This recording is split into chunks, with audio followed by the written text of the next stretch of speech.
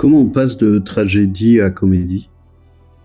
Bien justement, en se faisant accompagner et en réalisant que on est tombé dans la marmite du sauvetage à notre insu depuis qu'on est tout petit et que on n'a pas eu l'enfance qu'il fallait, on n'a pas eu la possibilité d'être soi-même et que tout de suite on nous a donné un rôle, on nous a donné une fonction et qu'on a cru qu'on n'était que ça, ce rôle et cette fonction.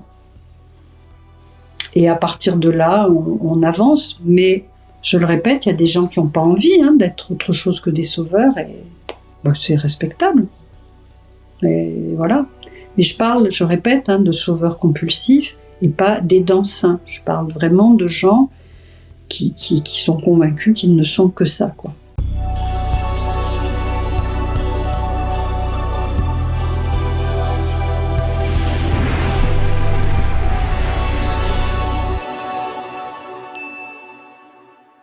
Alors tu parles de ça dans le livre, ça c'est plutôt au début.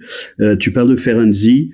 Nous savons tous que les enfants qui ont beaucoup souffert moralement et physiquement acquièrent les traits de visage de l'âge et de la sagesse. Ils ont aussi tendance à entourer maternellement les autres. Manifestement, ils étendent ainsi à d'autres les connaissances pénibles acquises par le traitement de leurs propres souffrances. Ils deviennent bons et secourables. Ça, c'est Analyse d'enfants avec les adultes de Sándor Ferenczi.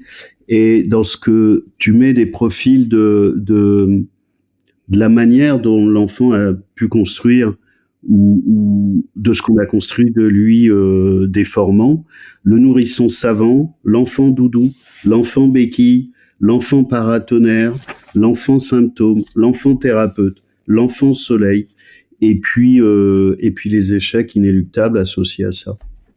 Je trouve ça intéressant d'avoir identifié, ça va permettre à chacun d'aller faire un retour dans le passé sur comment l'enfant a été vécu ou comment l'enfant s'est positionné vers ce qu'on a pu faire des autres, la manière dont il l'a interprété, la manière dont elle a décidé ou pas, pour autant qu'il puisse décider, et comment cet assemblage a produit une identité au démarrage.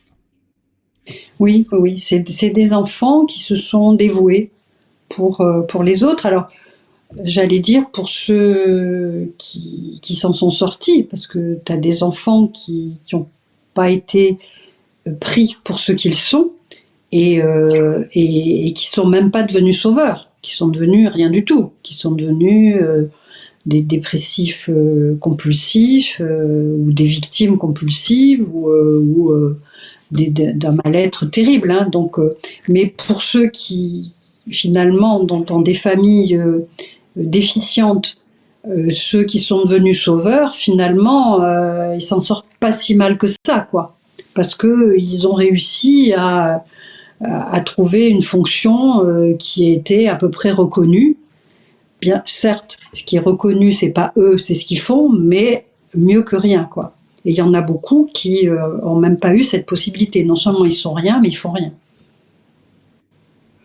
Ouais, ça donne au moins une porte de sortie transformationnelle sur laquelle ils peuvent intervenir pour sortir d'une position d'objet à un sujet autonome et indépendant. Voilà, tout à fait. Est-ce que tu as pu voir d'autres choses de particulier dans ta pratique, et tu as eu plusieurs casquettes, sur la position des sauveurs des HPI et éventuellement des choses différentes chez les hommes et chez les femmes?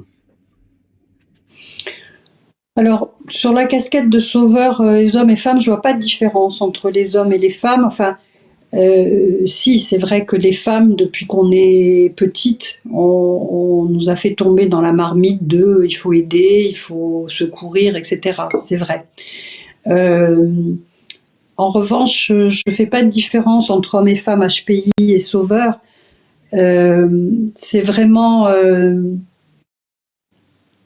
pour toutes et tous, il y a vraiment ce travail à faire de se dire, lorsqu'on a cette impulsion de solution, de prendre un temps d'arrêt et de dire est-ce qu'on me l'a demandé?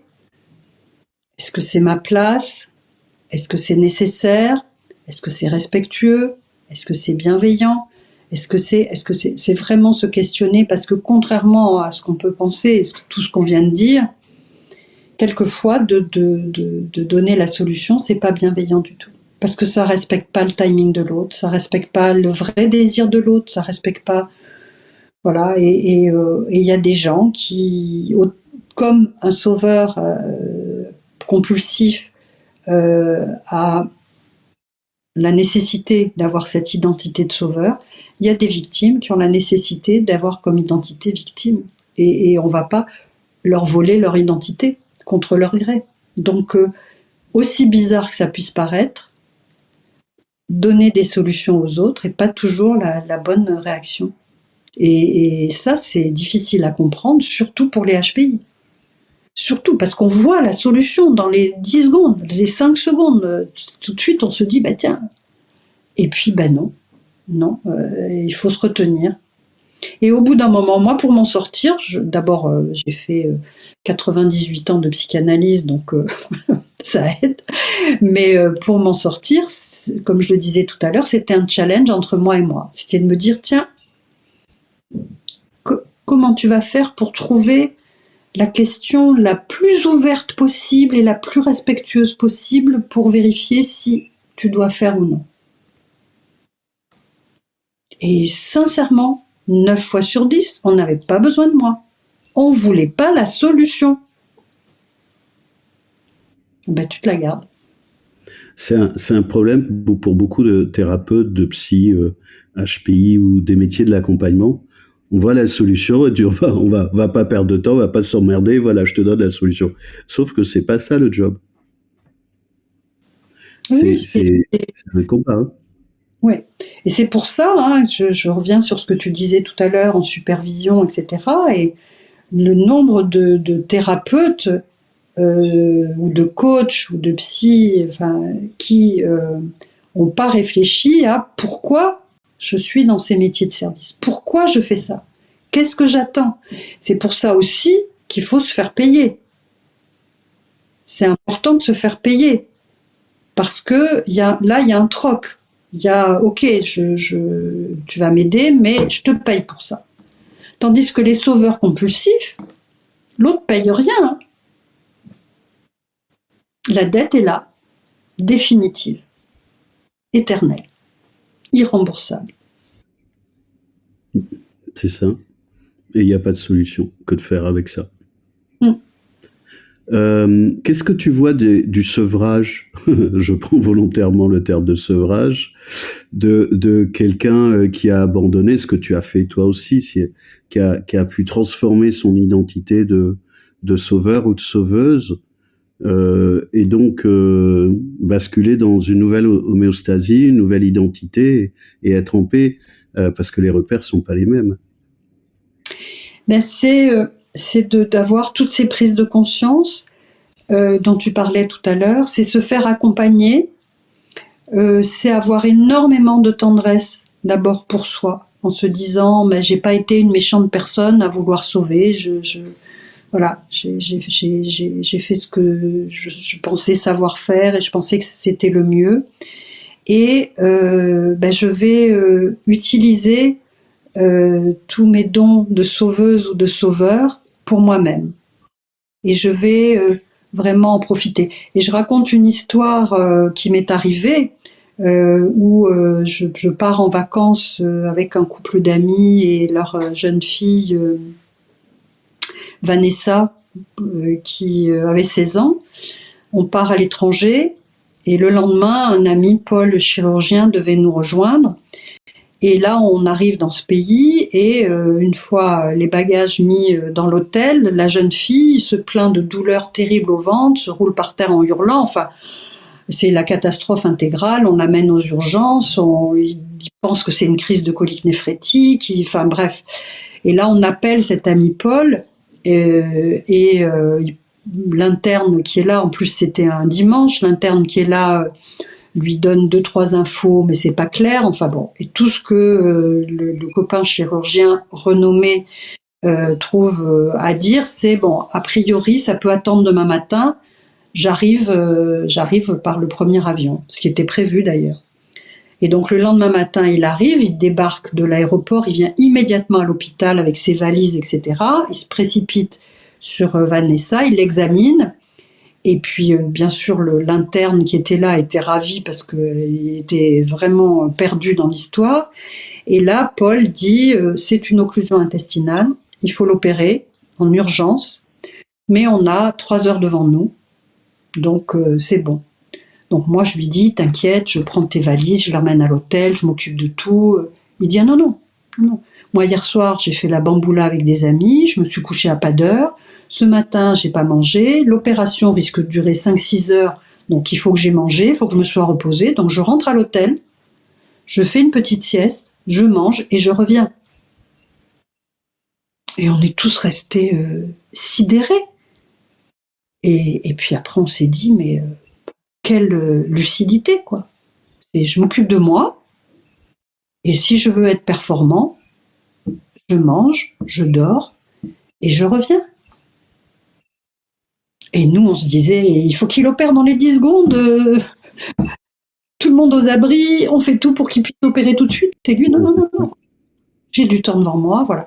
Eh bien, je pense que le sevrage, c'est ça, c'est de se dire, je me sauve moi-même, j'essaye d'être bien avec moi, d'être en paix avec moi, et puis j'ai ce don-là, je ne vais pas le perdre, je l'utilise pour moi d'abord, et ensuite, voilà, je le propose, mais je le galvaude pas.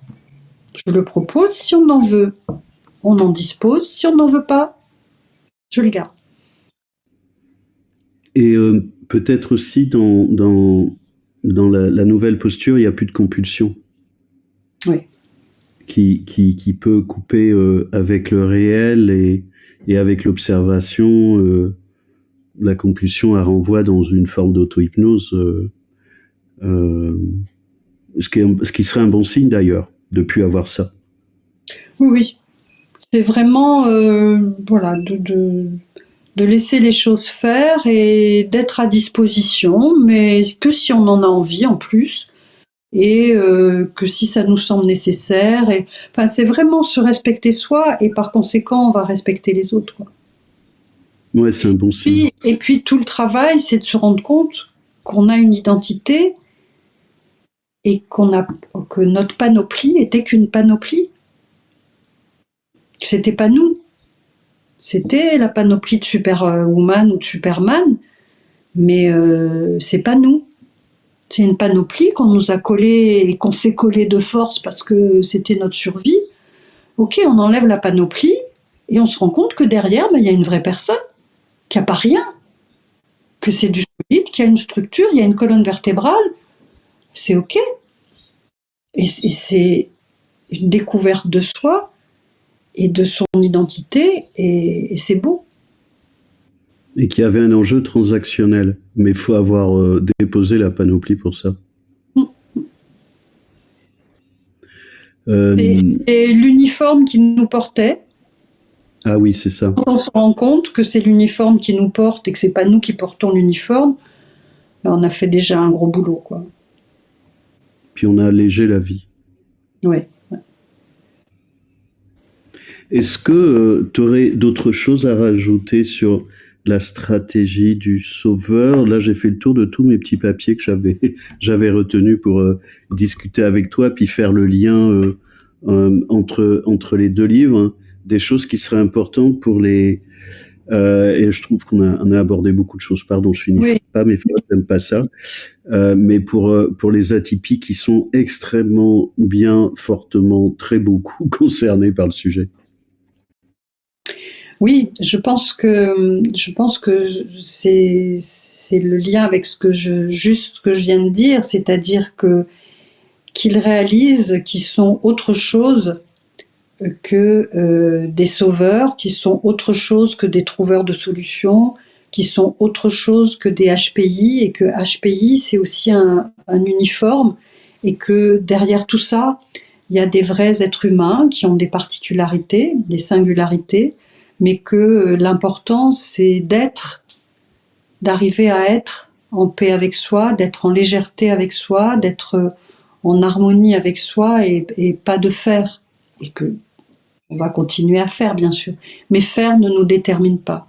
Être nous détermine. Ouais, on n'est pas réductible au costume.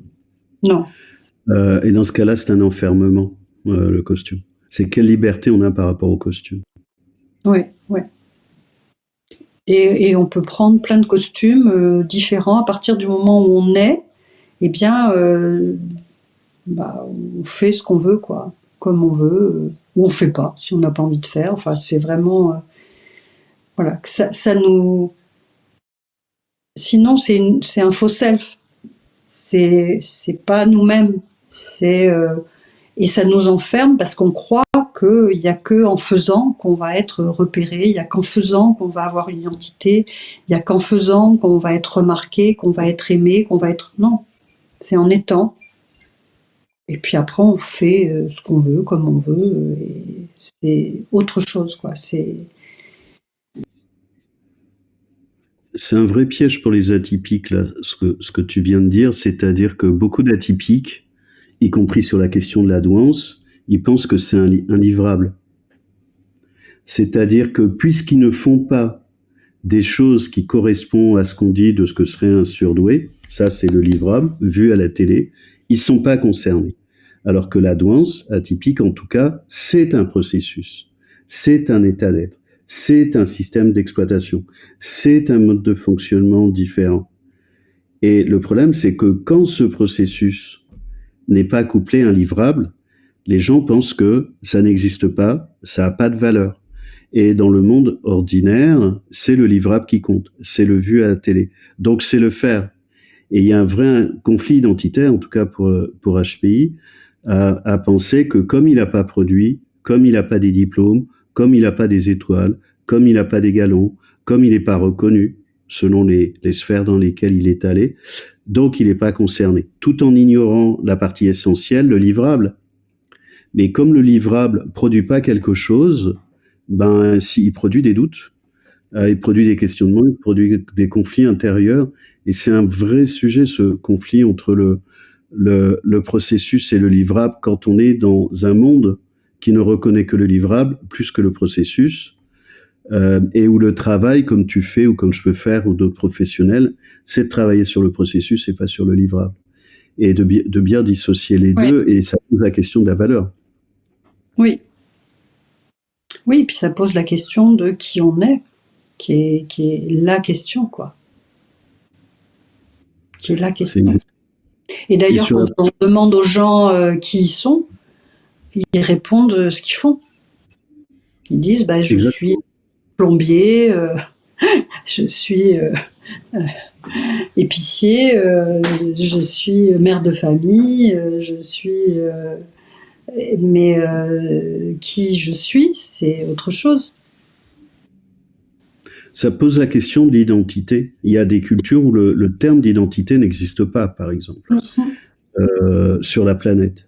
Et l'identité est déjà une forme d'enfermement, d'identification, enfin d'enfermement de l'extérieur ou de l'intérieur. Hein. Mais ça, je trouve ça terrible, tout ce qui est transactionné autour de cette notion d'identité, et comment ça aliène les gens de l'idée qu'ils se font de l'identité qu'ils ont ou qu'ils n'ont pas, ou qu'ils auraient ou qu'ils n'auraient pas. Et cette besoin de normalisation, elle est très souvent, je trouve, liée à l'identité, ou se construire une identité quand bien même factice, ce qui pourrait rejoindre le sauveur, le HPI ou autre chose.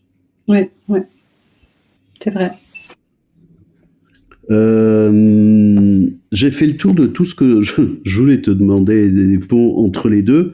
Quel pont tu as vu, toi? Enfin, moi, je l'ai fait le pont autour de la perversion, mais à l'époque où tu étais schizophrène et où tu as fait ces deux productions, quel pont t'as vu ou t'as fait, ou peut-être tu as arbitré entre les deux ouvrages qui, je trouve, sont très complémentaires?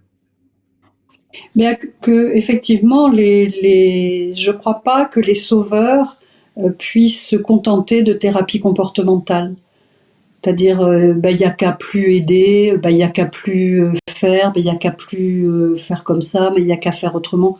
J'ai vraiment l'impression que cette tragédie des sauveurs, elle ne peut se transformer en comédie que en passant par la psychanalyse, c'est-à-dire vraiment en allant creuser sur les raisons profondes qui nous amènent à être sauveurs et quelles sont toutes les étapes de prise de conscience pour arriver à s'en sortir et à réaliser que en perdant cette pseudo-identité de sauveur, on se trouve soi, quoi.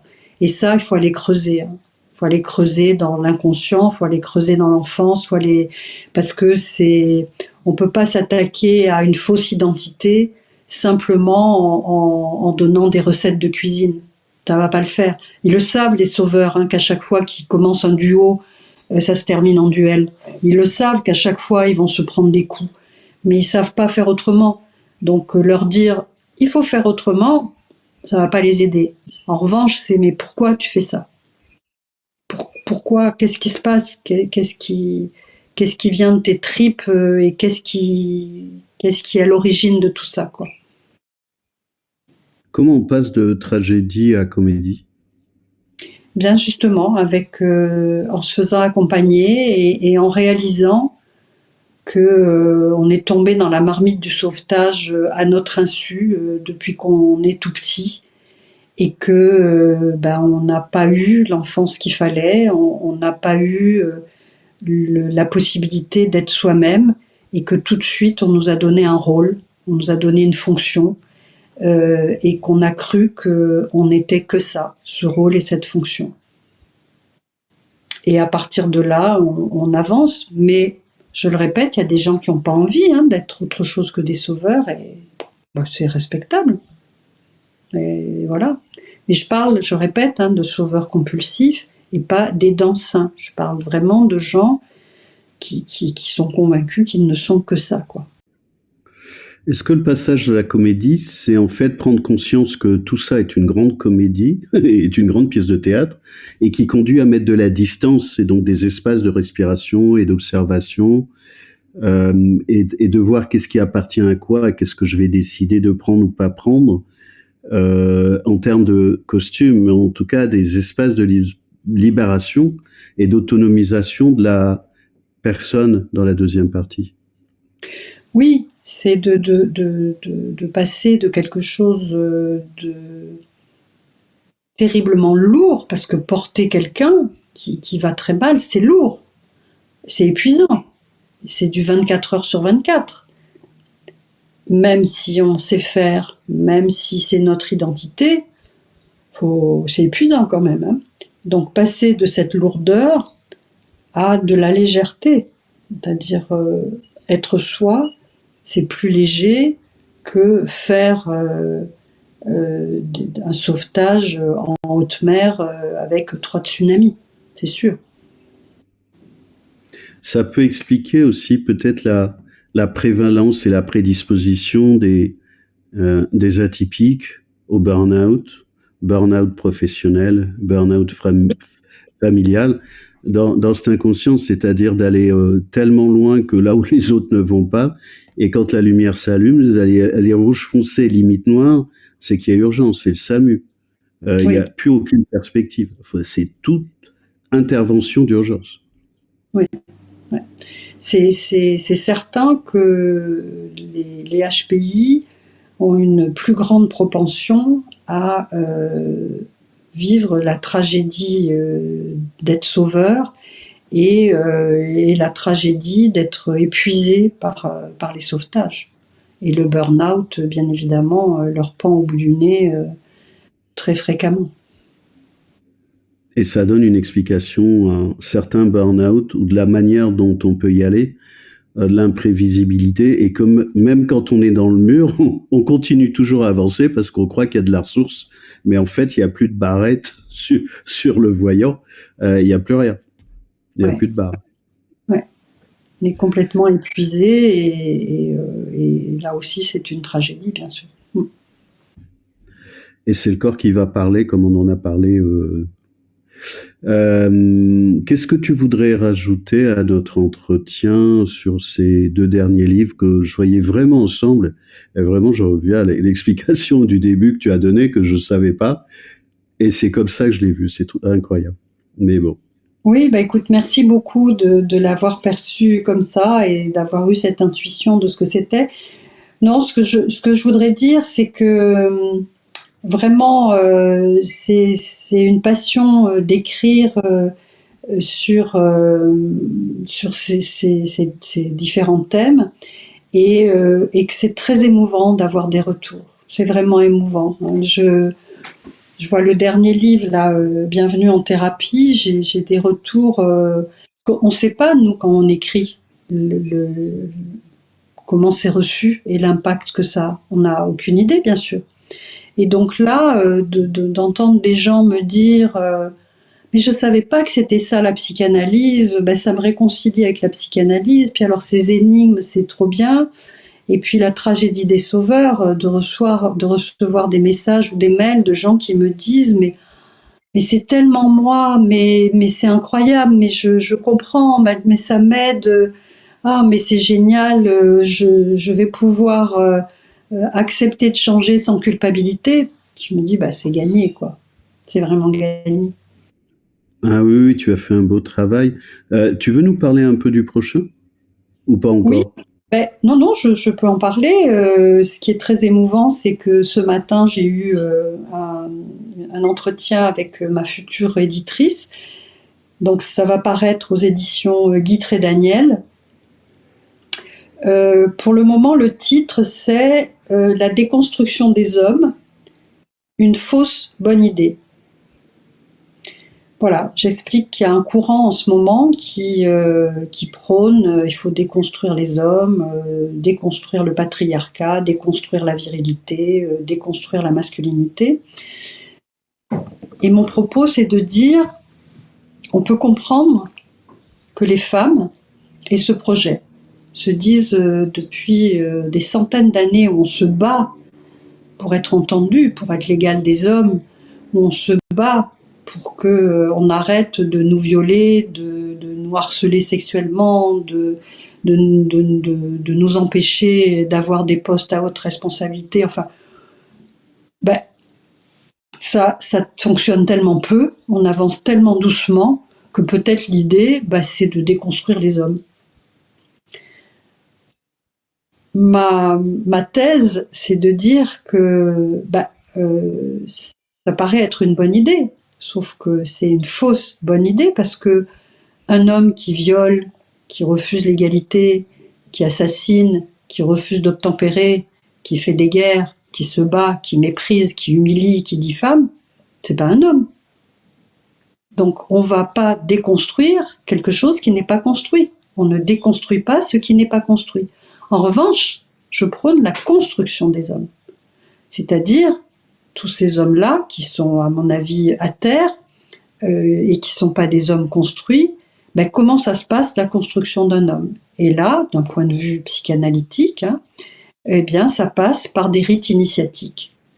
Des rites initiatiques qui étaient dans les sociétés primitives, que nous n'avons pas aujourd'hui et que nous n'avons plus, parce qu'en particulier, comme tu le remarquais tout à l'heure, ben, il y a de plus en plus d'hommes qui sont empêchés d'exercer la loi et de dire non et d'éduquer les enfants au respect des lois et des autres, eh bien, ces étapes initiatiques, c'est ben, justement ce dont on parlait tout à l'heure, se départir de l'autorité parentale, se départir des gens qui peuvent nous mettre la main sur l'épaule pour nous empêcher de faire ce qu'on veut et de devenir des hommes construits. Comment on devient un homme construit plutôt que comment déconstruire les hommes. Voilà en gros le futur projet.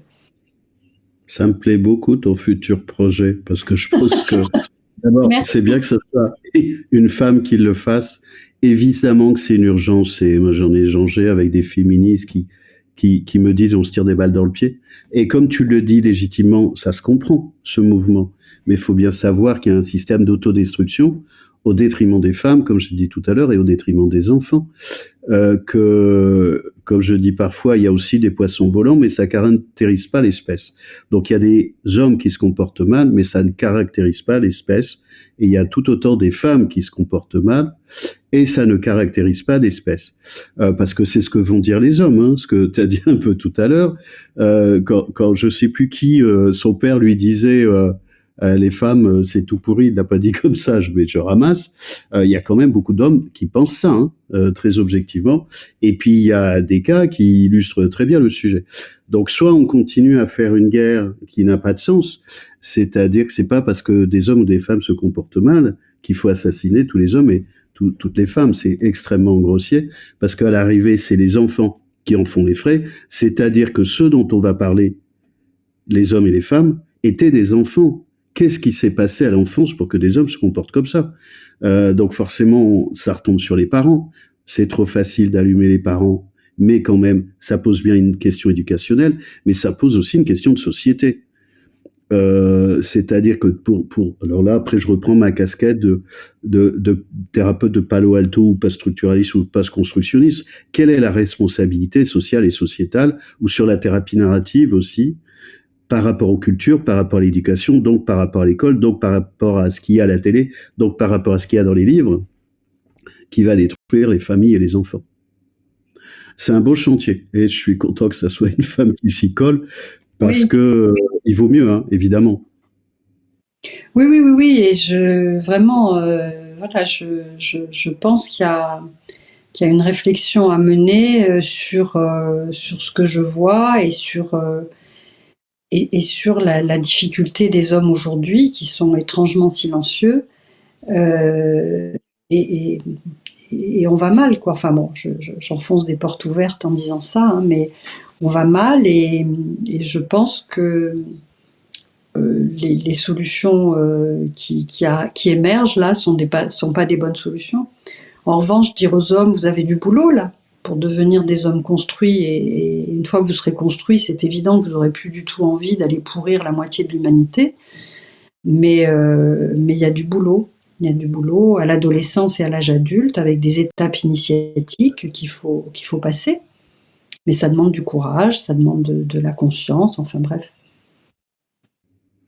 Je connais un homme qui travaille sur les masculinités, un artiste. J'espère qu'on pourra un jour faire un entretien. Il se colle à ce sujet-là extrêmement délicat. Il fait ça depuis longtemps. C'est un travail ingrat. Plus il y aura de personnes qui s'y colleront. Et il s'agit pas de déconstruire les femmes ou de nier. Et c'est très bien que tu aies commencé de la manière dont tu as commencé. Évidemment que ça s'explique. Sauf qu'il y a une espèce de vague, je trouve aussi destructrice, parce que les horreurs qu'on voit encore aujourd'hui, c'est absolument terrible la manière dont certains hommes se comportent, c'est odieux, quoi. Donc comment tenir tout ça? C'est un peu comme l'échange qu'on a eu, c'est qu'il faut vraiment avoir la posture qui prend en compte et parfois en charge les différentes parties pour essayer de trouver une solution réparatrice et restauratrice. Là, on est sur un sujet sociétal, je trouve. Oui, ouais, complet.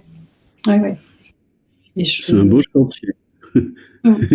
J'ai hâte de voir comment tu vas faire ça, mais je ne doute pas, et on voit bien comment tu arrives à écrire et trouver, être sur le fil du rasoir sur des choses aussi sensibles, mais majeures. Tu attaques des chantiers majeurs.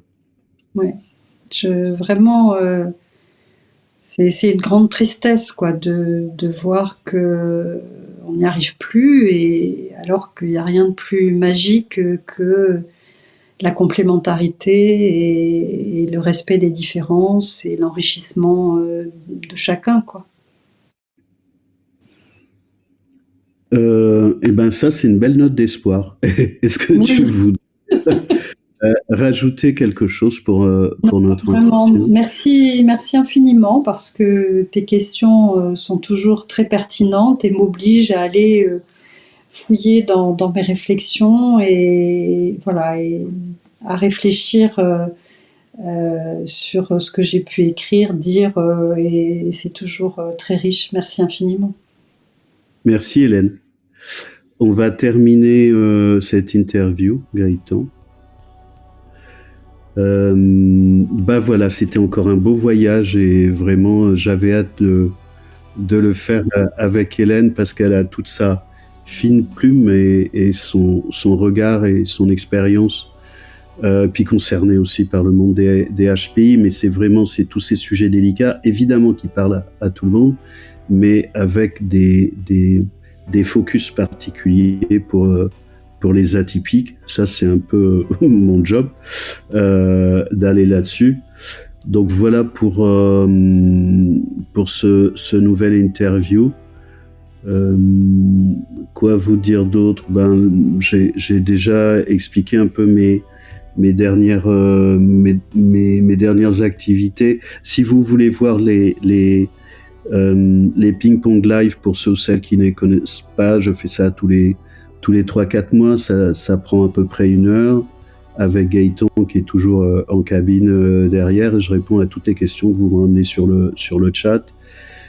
Pour les formations, le dernier gros chantier maintenant qui est en ligne, c'est toutes les approches orientées solutions de Palo Alto, justement. J'ai fait une journée tout public pour les familles, pour les parents, pour les gens, pour apprendre à bien se parler, un peu comme en communication non violente. Ça, c'est un programme et un programme qui a démarré pour les professionnels qui peuvent faire du conseil, de la thérapie, de la formation, des avocats, des experts comptables. Comment bien poser des questions et surtout comprendre l'environnement de l'autre. Surtout quand on parle pas la même langue, pour savoir comment on va avancer de manière respectueuse de part et d'autre. Voilà pour le programme. Le livre qui a vraiment un franc succès avec Elodie, on va le mettre sur l'interview. C'est vraiment un guide de survie. On a d'excellents retours. Hélène parlait de ses retours justifiés de gens que ça vient toucher et que ça vient aider dans leur vie de tous les jours, ce qu'un normalement, en tout cas moi, c'est ce qui m'intéresse pour les livres que j'achète ou celui que j'ai produit. Je crois que c'est tout. On verra pour les prochaines interviews. Je ne sais pas encore vous répondre. J'ai beaucoup de gens en attente qui me répondent ou qui me répondent pas. En tout cas, je suis très heureux et très fier des personnes qui acceptent de venir sur cette chaîne. J'ai bien plein de projets qui me passionnent et qui attendent, mais malheureusement, ça va dépendre des personnes qui vont bien vouloir venir. Merci de soutenir cette chaîne. Vous pouvez vous y inscrire pour avoir les nouvelles actualités, faire des commentaires ou mettez un pouce si vous voulez nous soutenir. Et sinon, prenez soin de vous. Et prenez soin des enfants. Prenez soin des enfants et protégez les enfants. À bientôt.